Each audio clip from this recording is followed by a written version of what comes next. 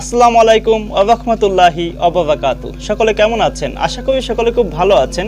এই ভিডিওর থাম্বনেল দেখে হয়তো বুঝতে পেরেছেন যে আজকে আমি কোন বিষয় নিয়ে আলোচনা করতে যাচ্ছি। বাবার কাঁধে সন্তানের লাশ। এই বাবা কি কখনো ভেবেছিল তার কাঁধে তার সন্তানের লাশ উঠবে?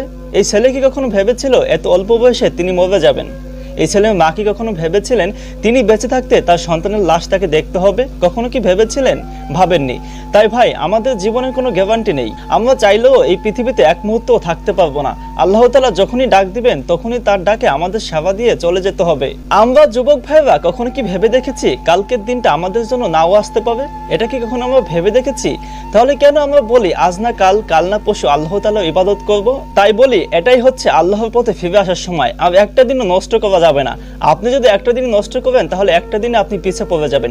মনে রাখবেন, আপনি যদি ভাবেন আজ না কালকে আপনি ইবাদত করবেন, আপনি যদি আজকে মরে যান তাহলে কালকে আপনি আল্লাহর কাছে কি জবাব দিবেন? সুতরাং আজ থেকে আল্লাহর পথে ফিরে আসুন, আল্লাহকে সন্তুষ্ট করুন। আপনি যতই গুনাহ করবেন না কেন, আল্লাহ তাআলা দয়াশীল। আল্লাহ তাআলা আপনার গুনাহকে মাফ করে নেবেন। আল্লাহ তাআলা বলেছেন, তোমরা আমার কাছে ক্ষমা চাও, আমার কাছে ক্ষমা চেয়ে আমার পথে ফিরে আসো, আমি তোমাদের ক্ষমা করে দেব। আল্লাহ তাআলা ক্ষমা করতে ভালোবাসে। আল্লাহ তাআলা তার বান্দাকে ক্ষমা করতে ভালোবাসে। তাই আল্লাহর পথে ফিরে আসুন। আপনি যতই গুনাহ করবেন না কেন, আল্লাহর পথে ফিরে আসুন, আল্লাহর ইবাদত করি। আল্লাহ অবশ্যই সন্তুষ্ট হবেন। সন্তুষ্ট হয়ে আমাদের সকল গুনাহ খাতা মাফ করে দেবেন ইনশাআল্লাহ। সো আজকের ভিডিওটা এই পর্যন্তই। দেখা হচ্ছে নেক্সট ভিডিওতে। ততক্ষণ ভালো থাকুন, সুস্থ থাকুন।